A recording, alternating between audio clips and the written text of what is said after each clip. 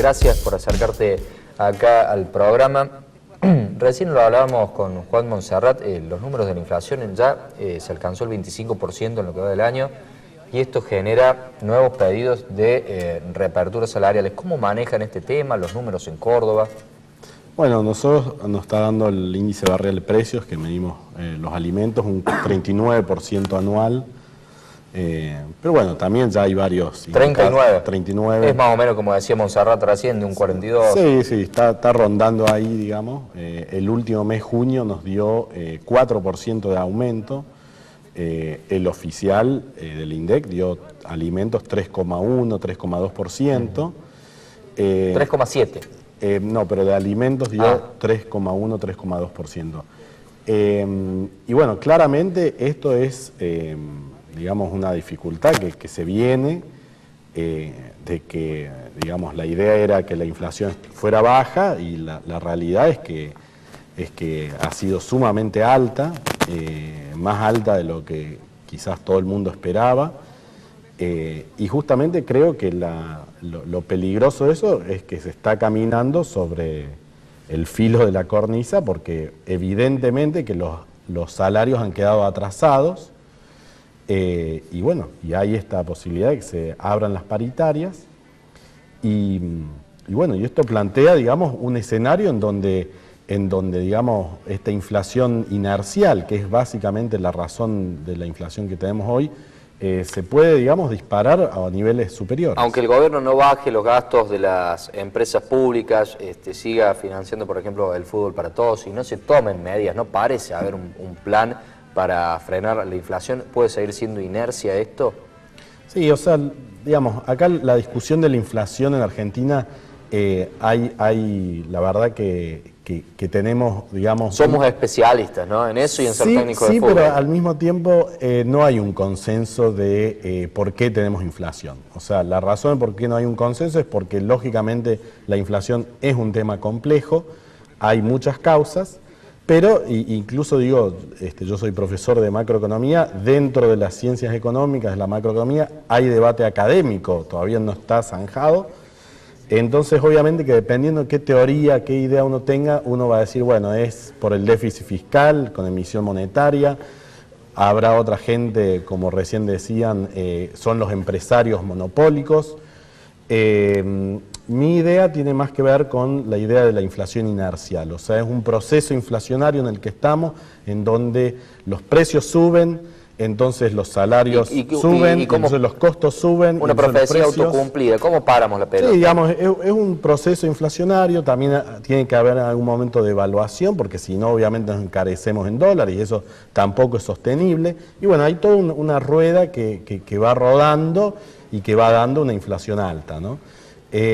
¿Cómo hacer para parar eso? Bueno, es sumamente complejo, porque justamente necesita haber un acuerdo social, necesitamos... Primero, tener estadísticas confiables, que este gobierno llegó al poder sin tener estadísticas confiables. La verdad que el gobierno anterior haya hecho esto en el INDEC es una barbaridad. Sí, tenemos un 1%, un 0,9% siempre, sí. Digamos, el gobierno actual recibió una herencia bastante complicada y creo yo que empeoró algunas cosas, ¿no? Fundamentalmente el tema de la inflación, si bien había esta inercia inflacionaria, había una necesidad de hacer una devaluación. Lógicamente que esa devaluación es parte de esta lógica de que si tenés inflación, el tipo de cambio se te atrasa, entonces tenés que en algún momento devaluar, pero claro, la devaluación también hace que aumenten los costos y aumenten los precios y por eso es muy complicado de bajarla, ¿no? Alfredo, ¿tenemos números en Córdoba de cuánto necesita una familia, por ejemplo, para no ser pobre, para no ser indigente? ¿Hay algún estudio serio que uno pueda tomar como referencia? Bueno, nuestros datos están indicando que esta canasta básica total, que son para 2 adultos y 2 niños, está entre 9.500 y 10.000 pesos, lo que necesita hoy una familia... Para no ser pobre. Para no ser pobre. Una familia que tiene casa propia y una familia que paga alquiler. ¿Qué se bueno, tiene en esta cuenta? es la metodología que venía utilizando el INDEC, porque después obviamente que podemos discutir realmente si esos 10.000 pesos incluyen un alquiler, qué tipo de alquiler. Pero bueno, es la metodología que usaban y es lo que nosotros seguimos, ¿no? O sea, esa metodología.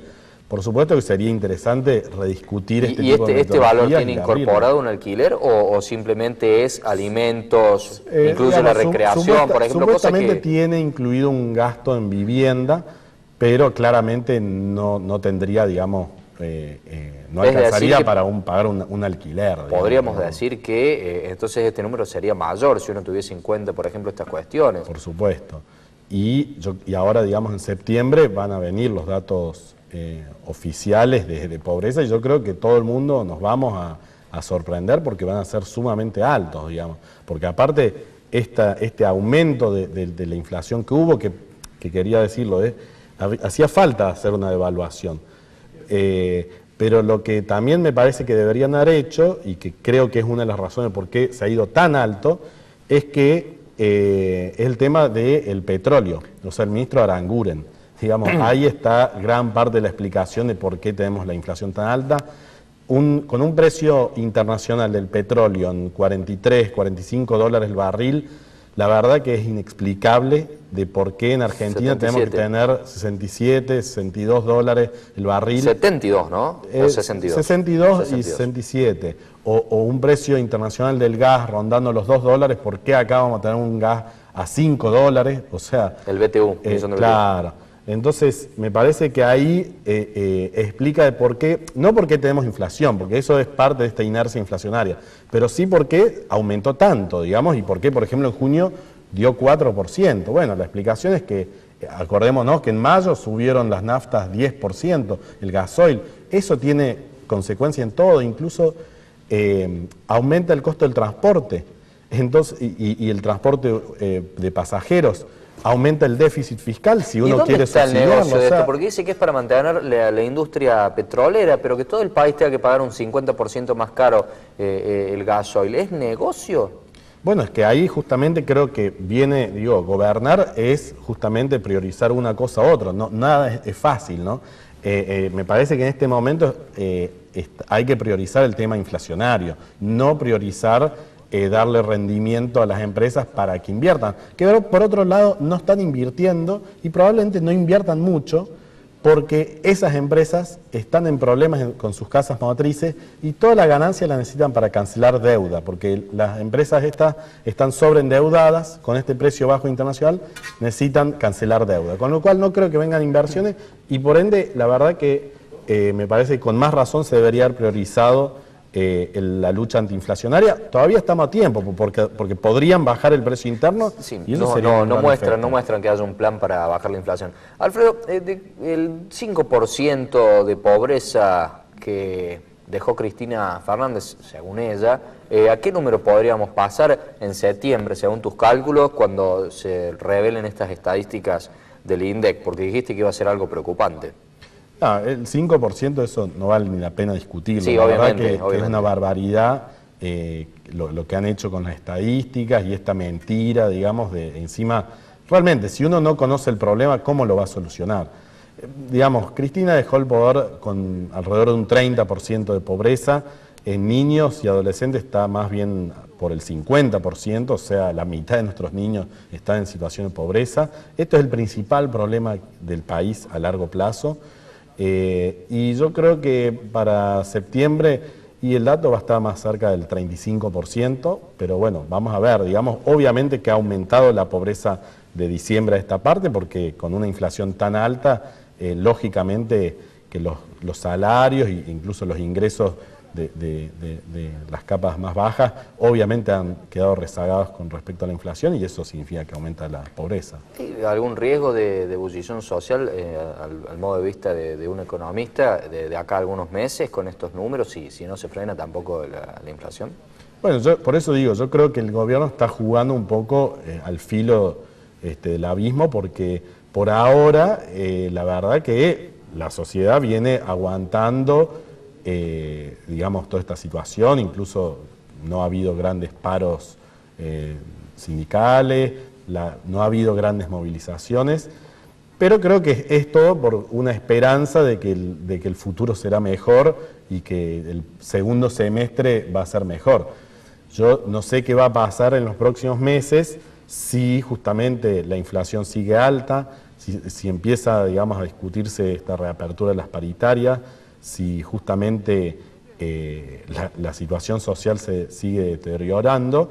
Bueno, digo, acá hay potencialidad de que la cuestión se ponga más dura. Hasta ahora no lo hemos visto, pero yo no descartaría que algo así pasara si la situación no mejora, digamos, ¿no?